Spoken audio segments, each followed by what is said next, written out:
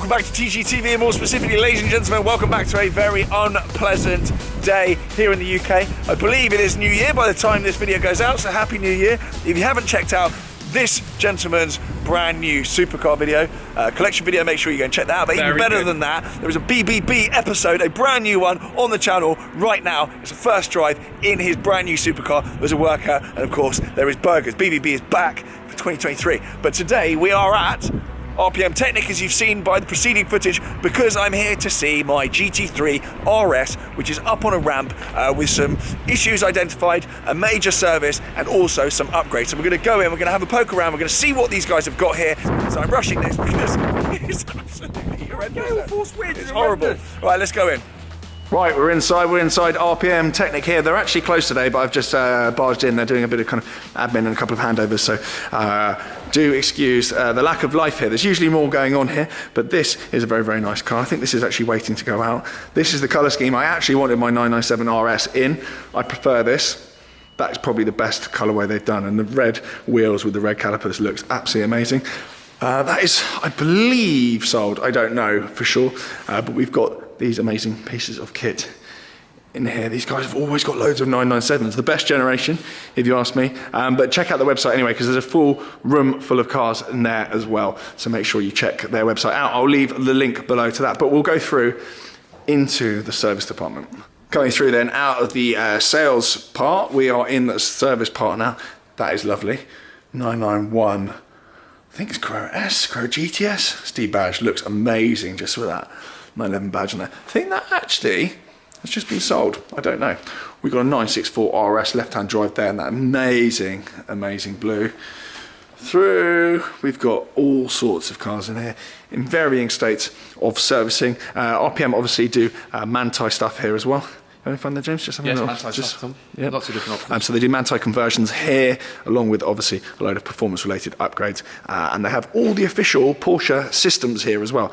They are sick. 996 GT3 RS. Those who bought those at the bottom have done very, very well. That is a seriously cool car. And one of the things I love about these cars is the seats. Oh, you can't see it because the windows are slightly darkened, but we've got those wing-backed vintage style buckets in them. They're so cool. We've got a lot of GT2 RS and GT3 RSs here, but very, very cool. Right, let's head through there and go find my car.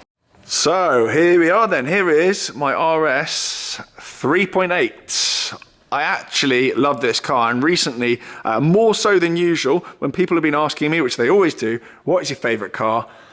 I actually say this. It is quite close between this and the SLS, but I actually think if it all went to pot in my life and I needed to get rid of absolutely everything, this would be the last car that I sold. I truly think these are the best RS you can buy that Porsche's ever made. Obviously the 4 litre is technically a slightly better car with the RSR crank or whatever it is in it, but I think price difference wise, a clean one of these is sort of early 200s. You want a clean, really nice RS 4 litre, you're looking 400-500 grand. So I think bang for buck and usability wise, these are the best RS you can buy. Obviously it's the last Metzger RS, and it's also the last manual RS, and it's also pretty much the last RS they made that is a reasonable size. Do you agree with any of that, James?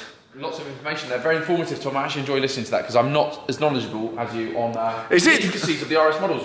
But it's an amazing rail car for me. I think it's, yeah. Is this your sort of thing? Because you don't really do the whole manual kind of visceral kind of manual neo-vintage type thing. It's my kind of thing. I just haven't really had the time or the kind of even just things like storage, I barely drive as it is, so I just wouldn't get the use out of it, but I'd love to add something like this to the collection, 100%. I mean, it is absolutely amazing. I mean, I love driving this. It's just such an experience, and it is a really nice middle ground between classic and modern. Classic, isn't it? So it's now got, obviously, CarPlay in there. I'll just poke my camera up in there. But look at it in there. You've got CarPlay in there, you've got the little manual box. It's like a little kind of shotgun, that manual box. Very short throw on it. It's just all things to all men and women. Of course. And women. Yeah, so we've got it up on the ramp here at RPM because they are doing a service on it. There is a major service taking place, or about to take place. They've just started looking at it really. Obviously, the only modification so far I've done is the JCR titanium kind of cap back system on it, which I've put OEM tips on. They are the tips that it left Germany with. They are the original tips, but obviously you can see these pipes here are new, and it just makes it that little bit louder, just improves that OEM noise a little bit. So major service on this car, I think you're looking at about 1,200 quid. And I also said to them, because I don't know what's gone on with the brakes in its life, it's only done about 8,000 miles to date, but it is a 11 or 12-year-old car. So I have said, have a look at the brakes, have a look at the pads. Show more illustrative coming around here. It's got red pads, as you can see, down there.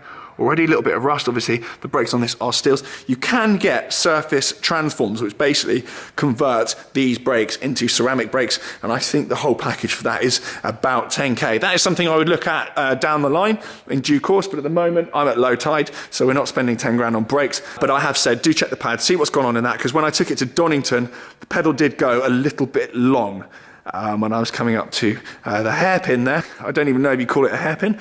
But the pedal did go a bit long, so I've said, check it out, check out the fluids, you know, if they need bleeding or whatever, have a little butcher, see what's going on. Because actually the brakes on my 997 Turbo feel a little bit better than the brakes in this, even though they are actually, I believe, identical rotors and calipers. Other things I may do then, I should actually get rid of that front plate at some point and just put a sticker plate on there. These actually have a habit, I've heard, of just sort of falling off. For no reason. It's managed to hold on for quite a while. I think I've had this car about 2 years now, which is chaos. So suspension wise then, I may install a DSC Sport box, or better still, what I might do at some point, I may do KW dampers on this car, and I may well do them on my CGT, because RPM are KW specialists. They obviously did the KW springs on my 996, which absolutely transformed the car. They did the KW V3s on my 996, and then they geoed it and all that kind of stuff and got it set up amazingly, and genuinely it drove like a brand new car. So may do some KW bits on this and the Carrera GT, because they've just brought out a new kit for Carrera GT as well. I don't think there are any here at the moment available to see, but they work on a lot of Carrera GTs here, James. Tom, I was hearing and listening to the lovely gentleman. We were listening to Ollie here, weren't we? Talking about Carrera GTs. They've got an amazing Carrera GT program. So my car will be coming to them for its minor service probably in just under a year's time. And we will start looking at things like KW suspension and bits and bobs like that, because they are on a long wait list. They're very, very popular, James. Yeah, very. Very popular. And their new V5 kit for the Carrera GT looks absolutely insane. There's a really good video online with Mr. Nick Heidfeld, an ex-Formula 1 driver, with his personal Carrera GT. It's a really good video. Really good video. I need to watch that. I haven't seen it. Yeah, really, really nice. Anyway, but the guys here are very clever with Carrera GTs, because there are various things that Porsche make. There are Carrera GT parts that are coded as a Carrera GT part number, but they're actually for other models in the Porsche lineup. So there's a lot of there's some bits for the Cayenne that actually fit in the Carrera GT. It's the same part, but if you buy it as a Carrera GT part, it's 3 or 4 times the price. James? I don't like stuff like that, Tom. I find that it's tantamount to extortion, Tom, and it does upset me. I'm not an owner, but it does upset me, infuriate me. It shouldn't happen, okay? I think you have that though with Murcielago potentially, and with R8 and Lambos. And you have it, I think, with Hurricanes, potentially a Ventador. Yeah, I'm sure loads of it goes on. It's a piss take. Yeah, it really is, James. But anyway, just because you buy nice things doesn't mean you should pay more. There are some there's always amazing, amazing bits here. I haven't even mentioned this GT3 RS here. I believe this is their kind of, their setup thing that they put it on. That is not the technical way of putting it. We've got a very nice boxer there, and we've got a box Spider. I do love these. I did have an order in for one of these many, many, many moons ago. But this is the right spec. Folding buckets, red interior, GT silver, platinum wheels, red calipers. Look at that, I love these. I absolutely love these. And the 4-litre version of this, that's obviously the latest variant. I remember when we were younger, do you remember we had a Porsche model toy, and it was a GT silver with red interior, Boxster convertible, do you remember? Yep, I've still got that. It was in my room. I was playing with it at Christmas, James. Playing with it? I didn't see you. Well, I wasn't going broom around with it. I did get it out and I had a little look at it. Okay, that's very good. But yeah, that's the Boxster prototype before the 986. Yes, before. It's a model of that, James. Yeah, okay. So that then is now that. We're going to leave that there, and I'm going to update you all at some point. I'll get the car back on the road to talk you all through what's happened once it's done. We're not going to come back and do another stationary video here with the car, but I just thought I'd put the 997 RS back on the channel because it is my favourite car that I own. There is absolutely no intention of getting rid of this. I mean, I don't know what the future might hold, but there is no intention of getting rid of this, unlike I have with a lot of other cars recently in my garage. This is one of the long-termers. I know it doesn't do the views. It's not the most most kind of dramatic car. It's certainly not the best car out there on YouTube, but to me, it is absolutely one of the best, and I adore it. So it's gonna stay in the garage. And it's actually mine. It's not a 4 litre that belongs to someone else. It's actually mine. There we go. It's been a while since I did that. James? Put it in and give it that.